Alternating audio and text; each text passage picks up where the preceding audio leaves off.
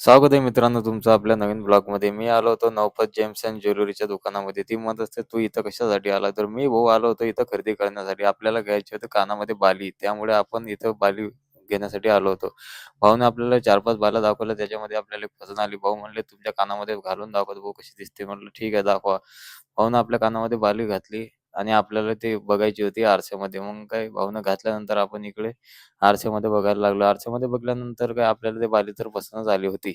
विक्या म्हणला, "भाऊ भारी दिसते, घेऊनच टाक." मी म्हटलं, "बस का भाऊ, तू बोलला भारी दिसते तर आपण घेऊनच टाकले." मग आलो आम्ही वरती. इथं आपल्याला घ्यायचं होतं चांदीचं ब्रेसलेट. त्यासाठी आपण वरती आलो. मग भाऊने आपल्याला चांदीचे ब्रेसलेट दाखवण्यासाठी वरती आल्यानंतर भाऊने सर्वात पहिले लाईटी चालू केले. कारण ते वरच्या मजल्यावर तर कोण नव्हतं. भाऊने खालून वर आलं. म्हटलं, "चला वरचे नवीन व्हेरायटी आलेल्या आहेत, तर तुम्हाला दाखवतो चांगल्या-चांगल्या चांदीच्या चेना." मग इथं काय चांदीचे ब्रेसलेट, चेन वगैरे सगळं काय वरती होतं.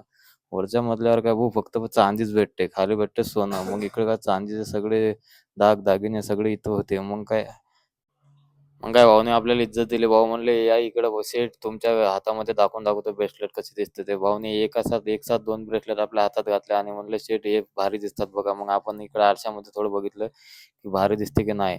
आपल्याला काही ब्रेसलेट एवढं खास वाटले नाहीत. ब्रेसलेट आपल्याला काही पसंत आले नाही. त्यामुळे भाऊला म्हटलं, "आपण ब्रेसलेट नको आपल्याला चांदीची एखादी चेन दाखवा." भाऊनं मग दाखवली चांदीची चेन. चेन घालून बसले गळ्यामध्ये. म्हटलं, "एकदा आरशात बघू द्या कशी काय हँडसम दिसतो की नाही मी." तसं तर आपण काळा आहे, पण दिसायला हँडसम आहे. मग नंतर आपण आरशात बघितल्यानंतर तुकमारे म्हणला, "अरे भाई एक नंबर कडक दिसते." तुकमारे पण बघा कसला iPhoneमध्ये डायरेक्ट शूट करत आहे आपला. म्हटलं, "कडक दिसते का तुकमारे?" तुकमारे म्हणला, "एक नंबर." मागचा भाऊ पण म्हणला, "बस भैय्या एक नंबर दिख रहा है." म्हटलं, "ठीक आहे भाऊ, आपण मग आता हे पण फिक्स करून टाकू." मग आपण बाली आणि चेन दोन्ही खरेदी करून टाकल्या. भाऊ म्हणे 2-2 गळ्यात आपल्या टाकल्या चेना. आपल्याला पण हसायला होतं, कुठली घ्या, कुठली नाही. मग म्हटलं, "भाऊ आपल्याला ते जाडीवाली मोठीच द्या." मग आपण दोन्ही चेना काढून टाकल्या आणि एक बाली आणि एक चेन फिक्स केली. भाऊने लावला इकडे हिशोब आपला. आपलं बिल किती ना भाऊला म्हटलं, "आपण इथं बाजूलाच आपलं ऑफिस आहे Flipkartचं, कारण आपण इथूनच आलो लांबचं नाही, डिस्काउंट द्यायलाच पाहिजे आपल्याला." भाऊ म्हणला, "बस का तुम्हालाच नाही, नवीन कोणी पण या, आपण डिस्काउंट देतो." कारण आपलं इथं नवीन दुकान चालू झालेलं आहे. तुम्ही पण आपली मार्केटिंग करा, थोडंफार सांगा, इथं व्हिजिट करा. तसं आपलं बिल झालं होतं 15,700, पण शेठने आपल्याला ₹1,000 डिस्काउंट देऊन आपलं बिल केलं 14,700. म्हटलं ठीक आहे. मग शेठनं आपल्या गळ्यामध्ये चेन आणि बाली घालून दिली.